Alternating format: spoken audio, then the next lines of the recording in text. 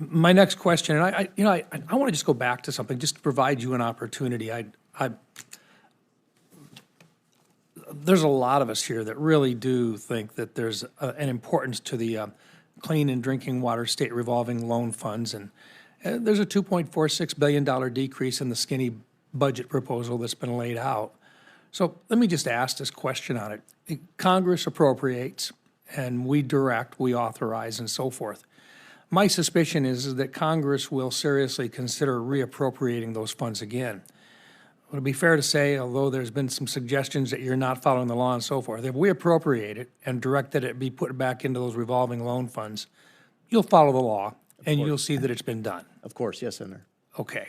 So, I just I appreciate that, because I think, the misunderstanding is that somehow that you're not going to follow a law on this. When Congress puts it in and we say, no, we want it back in and it should go back out to the states, at that stage of the game, we can count on you working with us to get it done appropriately. Senator, and I appreciate you raising this point in this example. Congress appropriates funding, and then the agency distributes that funding as it's required to under the law. That doesn't mean from one administration to the next that the Trump administration is going to come in agreeing with the policy priorities of the prior administration that just left office.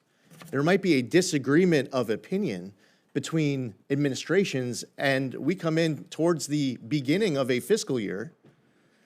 The way that funding will go out over the course of a fiscal year might be applying the new administration's priorities as the American public voted for last November. Right, and based upon where there is broad latitude provided to the executive branch in the expenditure of those authorities, but where the Congress is more specific in their appropriations, it makes it cleaner and more directed in terms of your ability to decide up front whether it is truly the will of Congress to do it in one particular program, such as these revolving loan funds. Senator, I love your question, and this applies to so much, from appropriation to policy.